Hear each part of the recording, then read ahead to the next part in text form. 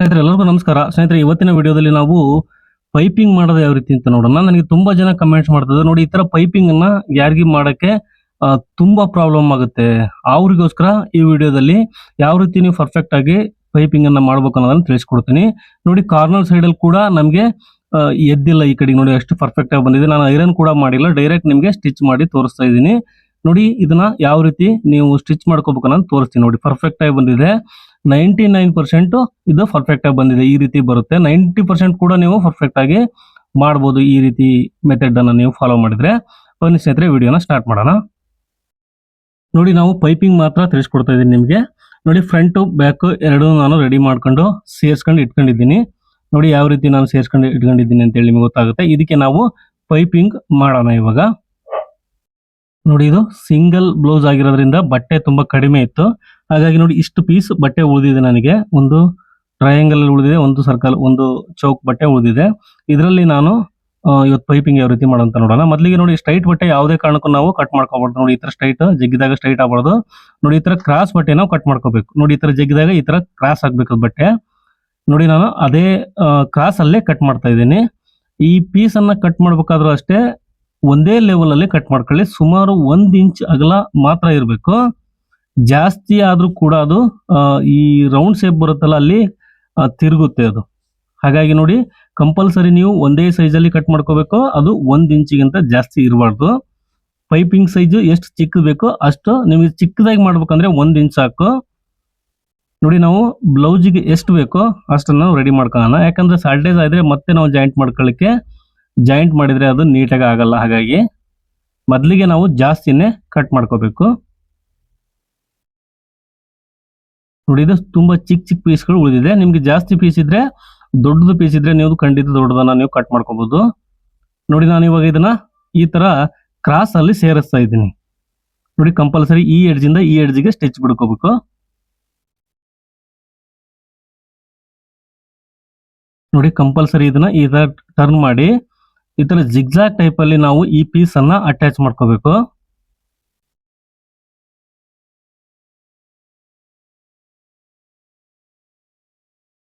ನೋಡಿ ಕಂಪಲ್ಸರಿ ನಾವು ಅಷ್ಟು ಪೀಸ್ ಅನ್ನು ಇದೇ ರೀತಿ ಅಟ್ಯಾಚ್ ಮಾಡ್ಕೋಬೇಕು. ಈ ರೀತಿ ಕ್ರಾಸ್ ಅಟ್ಯಾಚ್ ಮಾಡೋದ್ರಿಂದ ನಮಗೆ ಪೈಪಿಂಗ್ ಅಲ್ಲಿ ನಾವ್ ಏನು ಜಾಯಿಂಟ್ ಮಾಡ್ತೀವಲ್ಲ ಪೀಸ್ಗಳು, ಅವು ಕ್ರಾಸ್ ಅಲ್ಲಿ ಬಂದಾಗ ಪೈಪಿಂಗ್ ನೀಟಾಗಿ ಬರುತ್ತೆ. ನೀವೇನಾದ್ರೂ ಸ್ಟ್ರೈಟ್ ಆಗಿ ಹಂಗೆ ಸೇರಿಸ್ತೀರ ಅಂದ್ರೆ ನಿಮ್ಗೆ ಅಲ್ಲಿ ಪೈಪಿಂಗ್ ದಪ್ಪ ಆಗ್ಬಿಡುತ್ತೆ. ಹಾಗಾಗಿ ನಾವು ಯಾವುದೇ ಕಾರಣಕ್ಕೂ ಕ್ರಾಸ್ ಅಲ್ಲಿ ಈ ತರ ಜಿಗ್ಜಾಗ್ ಟೈಪ್ ಅಲ್ಲೇ ನಾವು ಈ ಪೀಸ್ ಗಳನ್ನ ನಾವು ಅಟ್ಯಾಚ್ ಮಾಡ್ಕೋಬೇಕು. ನೋಡಿ ಆ ಬ್ಲೌಸ್ಗೆ ಎಷ್ಟು ಬೇಕು ನಾನು ಅಷ್ಟು ರೆಡಿ ಮಾಡ್ಕೊಂಡಿದ್ದೀನಿ. ಹೆಚ್ಚುವರಿನೇ ಕೂಡ ರೆಡಿ ಮಾಡ್ಕೊಂಡಿದ್ದೀನಿ. ಹಾಗೆ ನೋಡಿ ಒಂದು ನೂಲ್ನಷ್ಟು ಬಿಟ್ಟು ಉಳಿದದ್ದನ್ನ ಕಟ್ ಮಾಡ್ಕೋಬೇಕು. ಇದನ್ನ ಜಾಸ್ತಿ ಕೂಡ ಬಿಡಬಾರ್ದು ನೀವು ಎಕ್ಸ್ಟ್ರಾ ಪೀಸ್ ಅನ್ನ.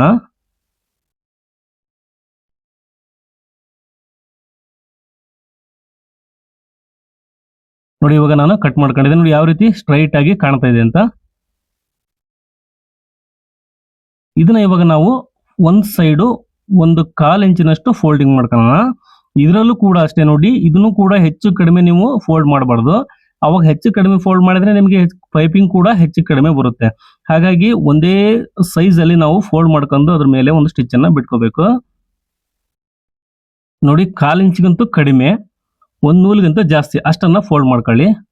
ಬಟ್ ಅದು ಒಂದೇ ರೀತಿ ಇರಬೇಕು, ಹೆಚ್ಚು ಕಡಿಮೆ ಇರಬಾರ್ದು. ಅದು ನಾವು ಫೋಲ್ಡಿಂಗ್ ಮಾಡ್ಕೊಂಡಿದ್ದು.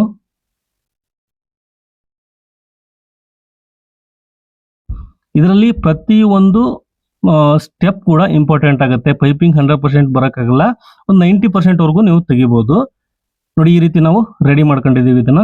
ಇವಾಗ ಇದನ್ನ ನಾವು ಬ್ಲೌಸ್ಗೆ ಅಟ್ಯಾಚ್ ಮಾಡೋಣ. ನೋಡಿ ಈ ತರ ಸ್ಟಾರ್ಟಿಂಗ್ ಅಲ್ಲಿ 1/2 ಇಂಚು ನಾನು ಫೋಲ್ಡ್ ಮಾಡ್ಕೊಂಡಿದ್ದೀನಿ. ನೋಡಿ ಮೇಲ್ಗಡೆಯಿಂದ ನಾನು ಅಟ್ಯಾಚ್ ಮಾಡ್ತಾ ಇದ್ದೀನಿ. ಈ ರೀತಿ ಇಟ್ಟು ಇಲ್ಲಿ ಕೂಡ ಅಷ್ಟೇ ನಾವು ಒಂದೇ ಸೈಜ್ ಅಲ್ಲಿ ಇದನ್ನ ಅಟ್ಯಾಚ್ ಮಾಡ್ಕೋಬೇಕು. ಸ್ಟಿಚ್ ಕೂಡ ಇಲ್ಲಿ ಹೆಚ್ಚು ಕಡಿಮೆ ಆಯ್ತು ಅಂದ್ರೆ ಅಲ್ಲಿ ಪೈಪಿಂಗ್ ಕೂಡ ಹೆಚ್ಚು ಕಡಿಮೆ ಆಗುತ್ತೆ. ನೀವು ಕಂಪಲ್ಸರಿ ನೋಡಿ ನಾನು ಸಿಂಗಲ್ ಫ್ಯಾಬ್ರಿಕ್ ಅಲ್ಲಿ ಈ ಪೈಪಿಂಗ್ ಅನ್ನ ಮಾಡ್ತಾ ಇದ್ದೀನಿ. ನೀವು ಕಾಟನ್ ಲೈನಿಂಗ್ ಹಾಕಿದ್ದು ಲೈನಿಂಗ್ ಫ್ಯಾಬ್ರಿಕ್ ಅಲ್ಲಿ ಮಾಡ್ತೀವಿ ಅಂದ್ರೆ ಅದು ಇನ್ನೂ ನೀಟಾಗಿ ಬರುತ್ತೆ ಅದು ಪೈಪಿಂಗ್. ಬಟ್ ನಾನು ನಿಮಗೆ ಇದರಲ್ಲೇ ತೋರಿಸ್ತಾ ಇದ್ದೀನಿ, ಸಿಂಗಲ್ ಬ್ಲೌಸ್ ಅಲ್ಲೇ ತೋರಿಸ್ತಾ ಇದ್ದೀನಿ ಪೈಪಿಂಗ್ ಯಾವ ರೀತಿ ಮಾಡೋಂತ. ಇದರಲ್ಲಿ ನೀವು ನೋಡ್ಕೊಂಡ್ರಿ ಅಂದ್ರೆ ನೀವು ಅದರಲ್ಲಿ ತುಂಬಾ ಈಸಿಯಾಗಿ ಮಾಡ್ಬೋದು. ನೋಡಿ ಕಾರ್ನರ್ ಸೈಡ್ ಅಲ್ಲೇ ತುಂಬಾ ಜನಕ್ಕೆ ಪ್ರಾಬ್ಲಮ್ ಬರೋದು. ಈ ತರ ನೀವು ಮೆಥಡ್ ಅನ್ನ ಫಾಲೋ ಮಾಡಿದ್ರೆ ಖಂಡಿತ ನೀವು ಪೈಪಿಂಗ್ ಅನ್ನ ಮಾಡಬಹುದು. ನೋಡಿ ಒಂದೇ ಅಳತೆ ಬಿಟ್ಕೋಬೇಕು. ಯಾವುದೇ ಕಾರಣಕ್ಕೂ ನಾವು ದೊಡ್ಡ ಅಗಲ ಆಗಲಿ ಅಥವಾ ಕಡಿಮೆ ಆಗಲಿ ಇದನ್ನ ಸೇರಿಸ್ಕೋಬಾರ್ದು. ಒಂದೇ ಸೈಜಲ್ಲಿ ಬಿಟ್ಕೋಬೇಕು. ಒಂದೇ ಒಂದೇ ಫಸ್ಟಿಗೆ ಬರಲ್ಲ ಎಲ್ಲದೂ ಕೂಡ.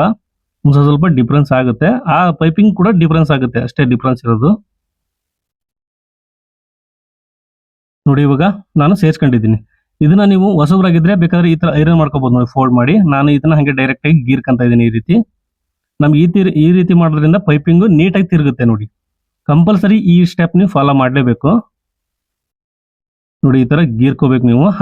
ಹಂಗಾದ್ರೆ ಪೈಪಿಂಗ್ ನೀಟಾಗಿ ಬರುತ್ತೆ. ಅದು ನಾವು ತಿರುಗಿಸ್ತೀವಲ್ಲ ಪೈಪಿಂಗ್ ಅನ್ನ, ಅವಾಗ ಪರ್ಫೆಕ್ಟ್ ಆಗಿ ನೀಟಾಗಿ ಬರುತ್ತೆ. ನೋಡಿ ಈ ತರ ಫೋಲ್ಡ್ ಮಾಡಿ ನಾವು ನೋಡಿ ಪೈಪಿಂಗ್ ನೋಡಿ ಈ ರೀತಿ ಇಟ್ಕೊಂಡು ನಾವು ಸ್ಟಿಚ್ ಬಿಟ್ಕೋಬೇಕು. ಕಾಣದಿರೋ ರೀತಿ ಸ್ಟಿಚ್ ಬಿಡ್ಬೇಕಾದ್ರೆ ನಿಮ್ಗೆ ಒಂದು ಸ್ವಲ್ಪ ಆ ಕಡೆ ಈ ಕಡೆ ಆಗ್ಬೋದು, ಏನ್ ಪ್ರಾಬ್ಲಮ್ ಇಲ್ಲ. ನೀವು ಹೊಲಿತಾ ಹೋದ್ರೆ ನಿಮ್ಗೂ ಕೂಡ ಅದು ರೂಢಿ ಆಗುತ್ತೆ. ನೋಡಿ ಒಂದೊಂದು ಮಷಿನ್ ಮೇಲೂ ಕೂಡ ಪ್ರಾಬ್ಲಮ್ ಇರುತ್ತೆ. ಹಲ್ಪಟ್ಟಿ ಏನಾದ್ರೂ ಸೌದ್ ಹೋದ್ರೆ ಕೂಡ ಕರೆಕ್ಟ್ ಆಗಿ ಸ್ಟಿಚ್ ಆ ಕಡೆ ಈ ಕಡೆ ಎಳೆದ್ ಬಿಡುತ್ತೆ. ನೋಡಿ ನಾನು ಕರೆಕ್ಟ್ ಆಗಿ ಸ್ಟಿಚ್ ಬಿಟ್ಕೊಂತ ಇದ್ದೀನಿ. ನೋಡಿ ಈ ತರ ಕಾರ್ನರ್ ಸೈಡ್ ಅಲ್ಲಿ ಕೂಡ ಎಲ್ಲಿ ತಿರುಗಲ್ಲ, ಪರ್ಫೆಕ್ಟ್ ಆಗಿ ಬರುತ್ತೆ ಈ ಮೆಥಡ್ ನೀವು ಫಾಲೋ ಮಾಡಿದ್ರೆ. ನೋಡಿ ಇದನ್ನ ಈ ರೀತಿ ಇಟ್ಟು ನಾವು ಮೇಲ್ಗಡೆಯಿಂದ ಬಟ್ಟೆ ಜಗ್ಬೇಕು. ನೋಡಿ ಕೆಳಗಡೆ ಹಿಡ್ಕೊಂಡಿದ್ದೀನಿ ನಾನು ನೀಟಾಗಿ. ಅದನ್ನ ಜಗ್ಗಿ ಈ ತರ ಸ್ಟಿಚ್ ಬಿಟ್ಕೋಬೇಕು.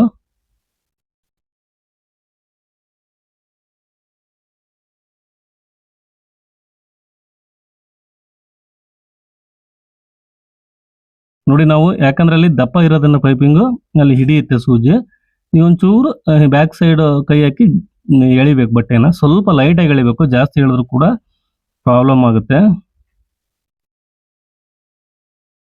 ನೋಡಿ ಈ ರೌಂಡ್ ಶೇಪ್ ಅಲ್ಲಿ ಕೂಡ ಯಾವ ರೀತಿ ಬರುತ್ತೆ ಅಂತೇಳಿ ಪೈಪಿಂಗ್ ನಿಮಗೆ ಕಾಣುತ್ತೆ. ತುಂಬಾ ಜನಕ್ಕೆ ಇದೇ ಪ್ರಾಬ್ಲಮ್. ಎಲ್ಲ ಸ್ಟ್ರೈಟ್ ಇದ್ದ ಮೇಲೆಲ್ಲ ಪೈಪಿಂಗ್ ಮಾಡ್ತಾರೆ, ಬಟ್ ಕಾರ್ನರ್ ಸೈಡ್ ಅಲ್ಲಿ ಬಂದು ಅವ್ರಿಗೆ ತಿರುಗುತ್ತೆ. ಮಾಡಿದ ನಂತರ ಕೂಡ ತಿರುಗುತ್ತೆ. ಪೈಪಿಂಗ್ ಏನೋ ಚೆನ್ನಾಗಿ ಬಂದ್ಬಿಡುತ್ತೆ, ಬಟ್ ಅದು ತಿರುಗಿ ಬಿಡುತ್ತೆ ನೋಡಿ ವಾಪಸ್ಸು. ನಾನು ನಿಮಗೆ ಐರನ್ ಮಾಡಿ ಕೂಡ ತೋರಿಸಲ್ಲ, ಡೈರೆಕ್ಟ್ ಆಗಿ ತೋರಿಸ್ತೀನಿ. ನಿಮಗೆ ಐರನ್ ಮಾಡಿ ಕೊಡಿದ್ರೆ ನೋಡಿ ಬಾರಿ ಫಿನಿಶಿಂಗ್ ಬರುತ್ತೆ. ನೋಡಿ ಈ ತರ ಕಾಣ್ತಾ ಇದೆ ನೋಡಿ.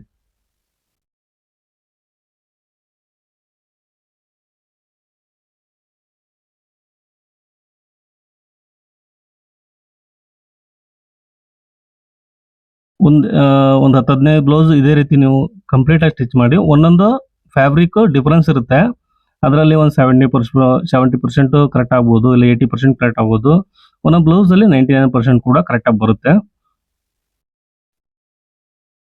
ನೋಡಿ ಈ ರೀತಿ ನಾವು ಪೈಪಿಂಗ್ ಅನ್ನ ರೆಡಿ ಮಾಡ್ಕೊಂಡಿದ್ದೀನಿ. ನೋಡಿ ಯಾವ ರೀತಿ ಬಂದಿದೆ ಗೊತ್ತಾಗುತ್ತೆ ನಿಮ್ಗೆ. ನೋಡಿ ಇಲ್ಲಿ ಕೂಡ ತಿರುಗಿಲ್ಲ, ಒಂದೇ ಅಳತಿ ನಾನು ಪಟ್ಟಿ ಕೂಡ ರೆಡಿ ಮಾಡಿದ್ದೀನಿ. ನೋಡಿ ಬ್ಯಾಕ್ ಸೈಡ್ ಕೂಡ ಅಷ್ಟೇ, ಹಾಗೆ ಫ್ರಂಟ್ ಸೈಡ್ ಕೂಡ ಅಷ್ಟೇ. ಪೈಪಿಂಗು ಪರ್ಫೆಕ್ಟ್ ಆಗಿ ಫಿನಿಶಿಂಗ್ ಆಗಿ ಬಂದಿದೆ. ನೋಡಿ ನಾ ಐರನ್ ಕೂಡ ಮಾಡಿಲ್ಲ, ನಿಮಗೆ ಡೈರೆಕ್ಟ್ ಆಗಿ ತೋರಿಸ್ತಾ ಇದ್ದೀನಿ. ಯಾಕಂದ್ರೆ ಐರನ್ ಮಾಡಿದ್ರೆ ನೀಟಾಗಿ ಕಾಣುತ್ತೆ ನಿಮಗೆ, ಹಾಗಾಗಿ ಅದು ತೋರಿಸ್ಬಿಡ್ತಾರ. ನೋಡಿ ಈ ರೌಂಡ್ ಶೇಪ್ ಕೂಡ ಎಷ್ಟು ನೀಟಾಗಿ ಬಂದಿದೆ ಅಂತೇಳಿ. ಇದು ಫುಲ್ಲು ನಾನು ಡೀಪ್ ರೌಂಡ್ ತೆಗೆದಿದ್ದೀನಿ ನೋಡಿ, ಮತ್ತೆ ಶಾರ್ಟ್ ರೌಂಡ್ ತೆಗೆದಿಲ್ಲ. ನೋಡಿ ಈ ತರ ತಿರುಗುತ್ತೆ.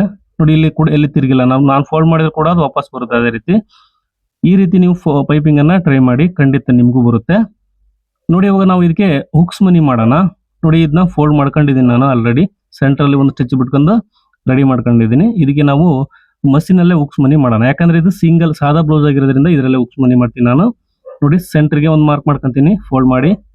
ಹಾಗೆ ಇದನ್ನ ಇನ್ನೊಂದು ಫೋಲ್ಡ್ ಮಾಡಿ ಇಲ್ಲಿ ಒಂದು ಸೆಂಟರ್ಗೆ ಮಾರ್ಕ್ ಮಾಡ್ಕೋಬೇಕು. ಟೋಟಲ್ ಬಂದು 5 ಹುಕ್ಸ್ ಮನಿ ನಾನು ಮಾರ್ಕ್ ಮಾಡ್ಕೊಂತೀನಿ.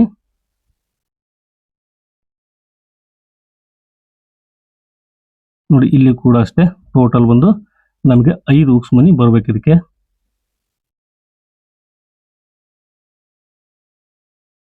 ನೋಡಿ ಇವಾಗ ಇದಕ್ಕೆ ಹುಕ್ಸ್ ಮನಿ ಮಾಡೋಣ. ಬೇಕಾದ್ರೆ ನೀವು ಹೆಮ್ಮಿಂಗ್ ಎಲ್ಲ ಮಾಡ್ಬೋದು. ಸಾದಾ ಬ್ಲೌಸ್ ಆಗಿರೋದ್ರಿಂದ ಹೆಮ್ಮಿಂಗ್ ಮಾಡೋ ಅವಶ್ಯಕತೆ ಇಲ್ಲ, ಇದರಲ್ಲೇ ನಮಗೆ ಫಾಸ್ಟ್ ಆಗಿ ಆಗುತ್ತೆ.